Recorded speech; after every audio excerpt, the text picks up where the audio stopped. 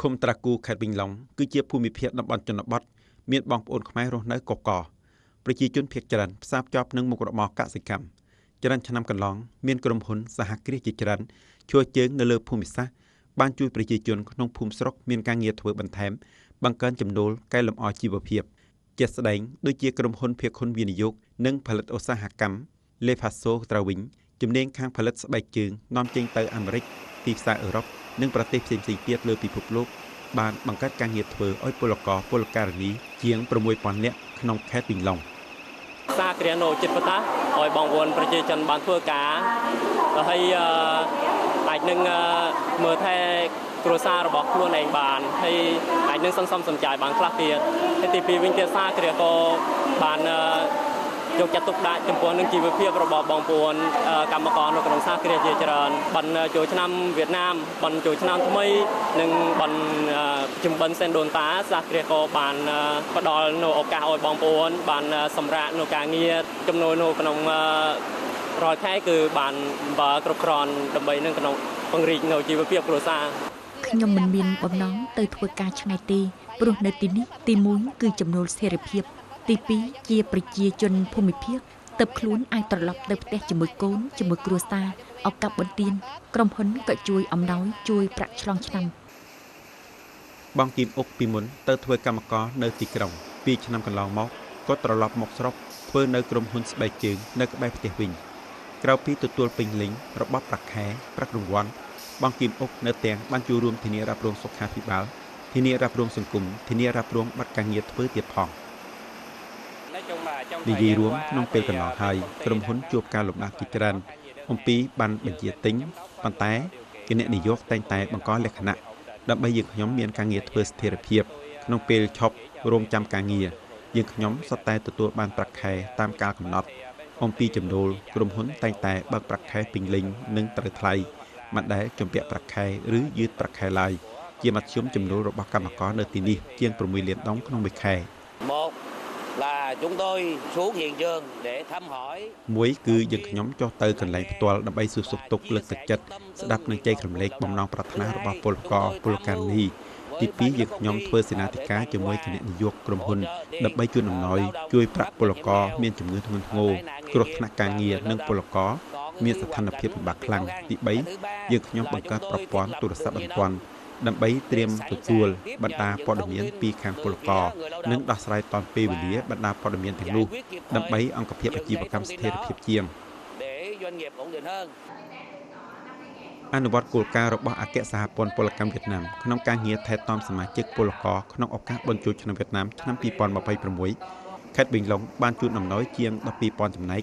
ដល់សមាជិកនិងពលករជាមួយថវិកាសរុបជាង 12,000 លានដុល្លារសកម្មភាពនេះបានបង្ហាញនូវការយកចិត្តទុកដាក់រួមដំណើររបស់អង្គការសហជីពជាមួយបណ្ដាអង្គភាពអាជីវកម្មនិងពលកររួមចំណែកផ្សព្វផ្សាយមានប្រសិទ្ធភាពគោលការណ៍មាគ៌ារបស់បកនិងគោលនយោបាយច្បាប់របស់រដ្ឋធានាសុខុមាលភាពសង្គមថ្នាក់ដឹកនាំក្រុមហ៊ុនតែងតែយកចិត្តទុកដាក់ដល់ជីវភាពសម្ភារៈស្មារតីរបស់កម្មករពួកខ្ញុំទទួលបានប្រាក់ខែប្រាក់រង្វាន់ឆ្នាំថ្មីតាមការកំណត់ទាំងអស់នេះបានជួយជាស្មារតីកម្មកររំភើបណាស់សហព័ន្ធពលកម្មខេត្តវិញឡុងយើងខ្ញុំបានប្រមូលផ្ដុំនិងគិតគូរដល់មុខសញ្ញាដែលជាពលករសមាជិកជាគ្រួសារក្រីក្រគ្រួសារក្បែរក្រនិងពលករដែលផ្ទុកជំងឺពិបាកព្យាបាលធ្ងន់ធ្ងរនិងមានស្ថានភាពលំបាកផ្ដើមពីប្រភពហិរញ្ញវត្ថុសហជីពក៏ដូចជាប្រភពជំនួយរបស់មូលនិធិជនក្រីក្ររបស់រណសិរ្សមាតុភូមិវៀតណាមខេត្តគណៈគ្រប់គ្រងក៏ដូចជាបណ្ដាប្រភពហិរញ្ញវត្ថុសហជីពនិងប្រភពសង្គមមូលនីយកម្មយើងខ្ញុំប្រមូលផ្ដុំគិតគូរឲ្យមុខសញ្ញាទាំងនេះដើម្បីពួកគាត់រីករាយទទួលបញ្ចូលឆ្នាំថ្មីក្រុមហ៊ុនភាគហ៊ុនវិនិយោគនិងផលិតកម្មឧស្សាហកម្មលេផាសូត្រាវិញមានទីតាំងនៅឃុំត្រាគូខេត្តវិញឡុងមានសមាជិកសមាជិកា 2,997 នាក់ក្នុងនោះមានជាង 70% ជាពលករខ្មែរឆ្នាំ2025ទោះបីជួបការលំបាកបន្តិចក្នុងសកម្មភាពផលិតកម្មអាជីវកម្មក៏ដោយប៉ុន្តែក្រុមហ៊ុនតែងតែបង្កលក្ខណៈល្អឲ្យពលករធ្វើការអនុវត្តពេញលេញបណ្ដារបបគោលនយោបាយត្រូវតាមច្បាប់កំណត់ក្នុងឱកាសបុណ្យចូលឆ្នាំវៀតណាមឆ្នាំ2026ក្រុមហ៊ុនជូនអំណោយឲ្យសមាជិកពលករ 100% ដោយតម្លៃអំណោយមួយចំណែក 330,000 ដុងនិងប្រាក់សុទ្ធ 200,000 ដុងជាមួយថវិកាសរុបជាង 1,000 លាន 500,000 ដុង Việt Nam គេមានជូនដល់អង្គការឬមួយសម្ភារៈគ្រប់ប្រការហើយនឹងជូនដោយការគ្រប់យ៉ាងដើម្បីក្រុមហ៊ុនគេចាប់អារម្មណ៍ពីទុំកាសខែឬមួយការរស់នៅរបស់កម្មកររបស់គេដល់កម្មករទាំងអស់គឺមានមោទនភាពចំពោះរោងចក្រហើយនឹងខិតខំធ្វើការឲ្យមានកាន់តែល្អថែមទៀត Trong lốt Tết cho người lao động គិតគូរបញ្ជូនឆ្នាំថ្មីឲ្យពលករគឺជាទំនួលខុសត្រូវនៃសង្គមចំពោះក្រុមហ៊ុនយើងខ្ញុំគឺនោះជាភារកិច្ចអភិវឌ្ឍរបស់អង្គភាពអាជីវកម្មពេលពលករជួបការលំបាកគឺអង្គភាពអាជីវកម្មរួមដំណើរហេតុនេះយើងខ្ញុំតែងខុតដំណើរបានពលករមានថ្មីដៃពិសេសគឺពលករយូរឆ្នាំដើមពីនោះយើងខ្ញុំមានពលករក្រោយពីបញ្ជូនឆ្នាំថ្មីនឹងត្រឡប់មកធ្វើការធម្មតាវិញហើយយើងខ្ញុំកាត់បន្ថយបានប្រាក់ចំណាយបណ្ដោះបណ្ដាលក៏ដូចជាចំណាយជ្រើសរើសថ្មីពិសេសក្រោយបញ្ជូនឆ្នាំវៀតណាមតែងជាពេលកំពូលនៃការកំងទំនិញទើបយើងខ្ញុំត្រូវការពលករមានថ្មីដៃក្រោយពេលយើងខ្ញុំលំនឹងបានពលករមានថ្មីដៃគឺខ្សែសង្វាក់ផលិតកម្មបានស្ថិរភាពជាងនឹងតាន់ពេលលំនឹងគុណភាពក្នុងបដាថ្ងៃដើមឆ្នាំថ្មីដោយទិសស្លោកមិនទុកឲ្យនរណាម្នាក់ត្រូវបោះបង់នៅពីក្រោយ